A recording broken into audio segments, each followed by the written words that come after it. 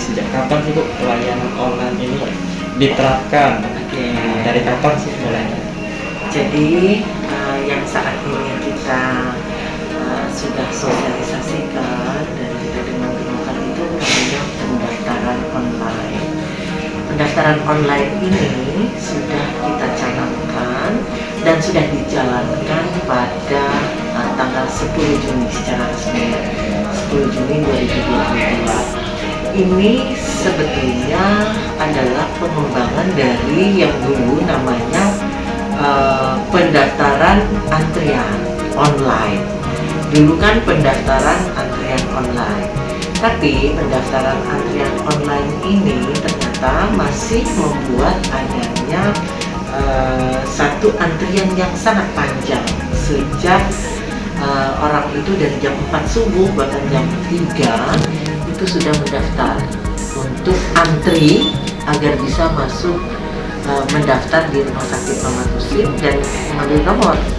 Dan ini tidak membantu masyarakat karena dia masih melakukan antrian. Nah, setelah itu kita melihat kita harus melakukan inovasi agar supaya ada kenyamanan dari pasien.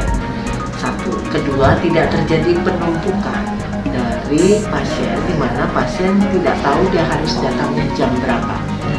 Akibatnya pada saat dia datang ke sini, dia akhirnya terhalang untuk kegiatan sehari-hari karena mereka harus menunggu mulai dari jam 3 atau jam 4 pagi untuk masuk ke rumah sakit kita.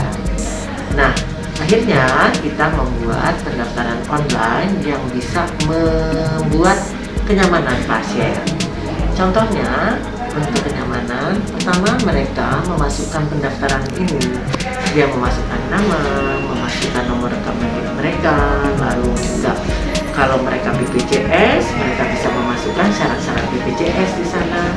Kalau dia bukan BPJS, memasukkan identitas mereka.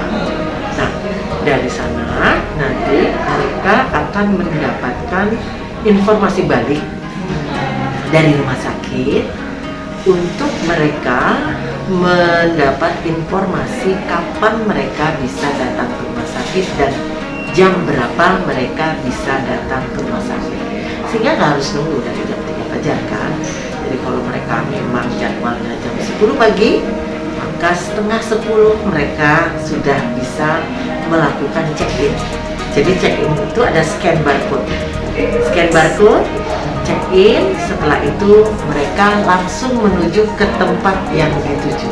Jadi tidak lagi mengantri, menunggulah mereka di depan pintu tempat pemeriksaan yang harus mereka jalani. Ya, jadi itu prinsipnya, sehingga pada saat mereka mendaftar itu sama persis kalau mau naik pesawat.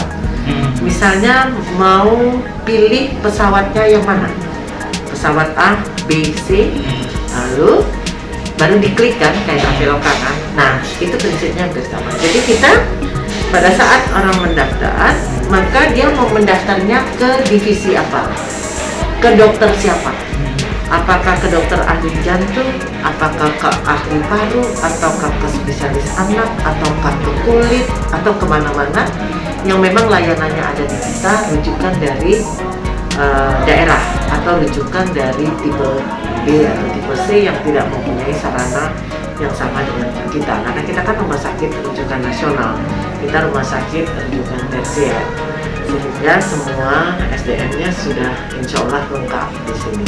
Dan nanti mereka memilih. Nah, pada saat mereka memilih, maka itu tergantung pada kuota yang tersedia di rumah sakit. Contoh nih, 1 jam untuk pasien-pasien yang konsultasi itu bisa memakan waktu lebih kurang 6 menit 7 menit. Maka itu dibuatlah slotnya adalah 10 pasien per jam. Tadinya kita mau 6 pasien, ternyata ramai sekali, sehingga kita buatlah dulu saat ini 10 pasien per jam. Nah, 10 pasien per jam ini kalau dia sudah terpenuhi pada saat dia memilih di jam 7 sampai jam 8 sampai jam 9, maka dia memilih mau berobat di jam 8. Jam 8. Kalau jam 8-nya sudah penuh 10, jam 8 sampai jam 9, maka dia teralih ke jam yang ada, yaitu jam 9 sampai jam 10. Jam 9.10 penuh, mereka langsung beralih ke jam 10, jam 11. Sehingga jadwal dokter untuk prakteknya sangat fix, sehingga dia bisa memilih dan tahu dokter itu prakteknya di jam berapa. Berarti sudah ada batas waktunya, Bu, ya? Sudah ada.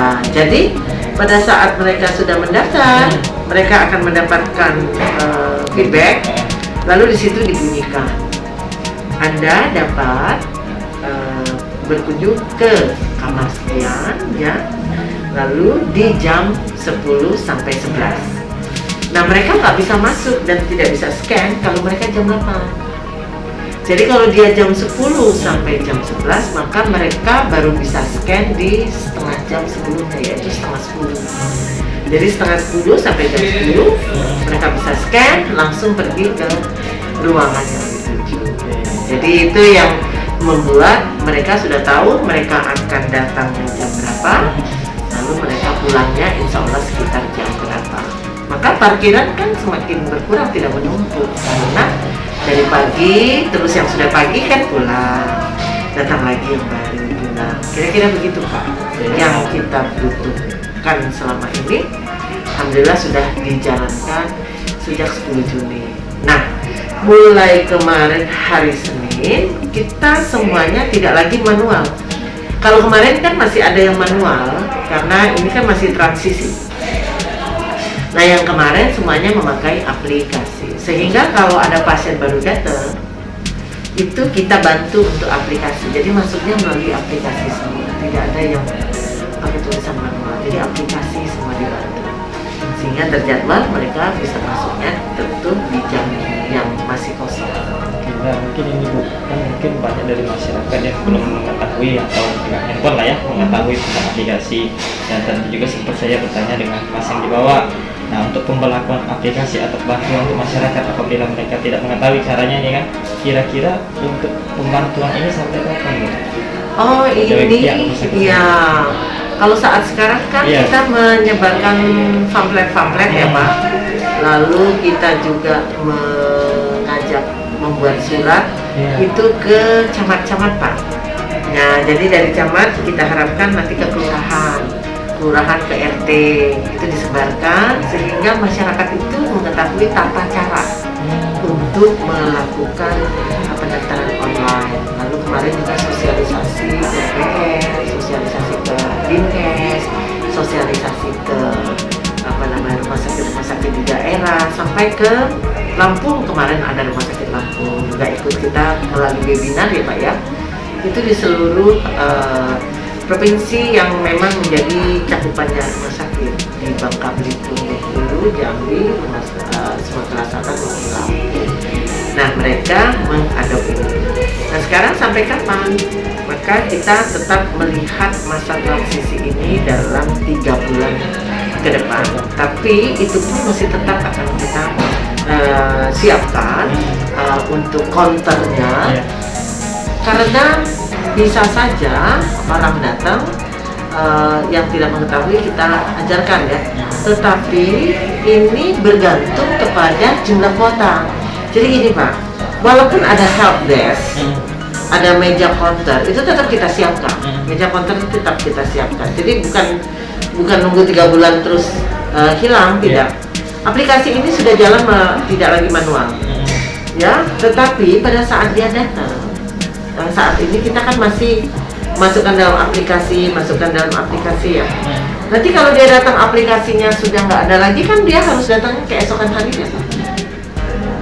Dan kalau misalnya dia datang berikutnya, ternyata slotnya udah penuh, dia kan harus mengikuti slot yang berikutnya. Sama kayak mau naik Citylink misalnya, mau naik Citylink ternyata penuh, kan harus ke jadwal berikutnya kan.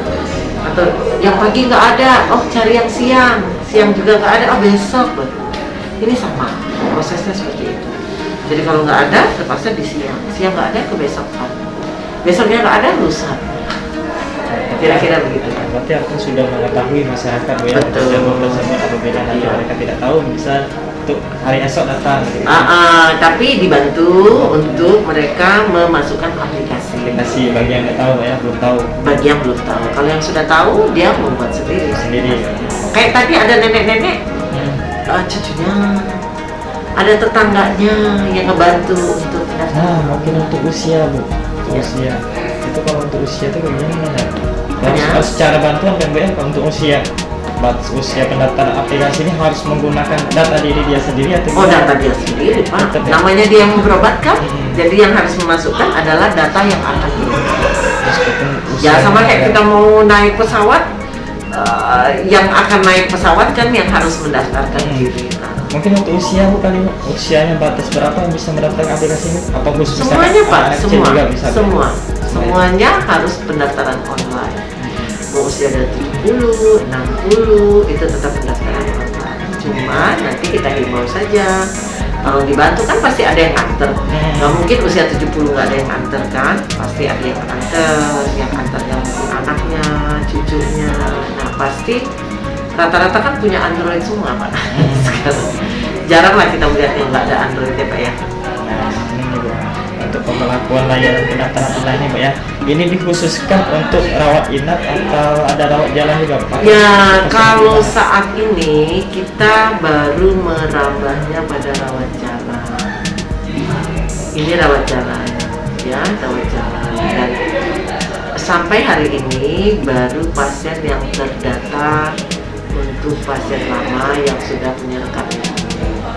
Ke depan, pasien baru pun akan bisa pendaftaran online. Ke depan, pasien baru. Kalau sekarang pasien lama. Berarti masih rawat jalan ini Pak? Rawat jalan. Karena kalau rawat inap biasanya mereka kan masuknya satu dari pintu rawat jalan, kedua dari pintu IGD, ya kan? Masuknya aksesnya kan melalui IGD dan rawat inap. Nggak pernah pasien itu tiba-tiba langsung masuk ke rawat inap kalau belum dia dapat pemeriksaan dari rawat jalan atau dari gawat darurat. Ya. Jangan lupa subscribe, share, komen, dan like ya.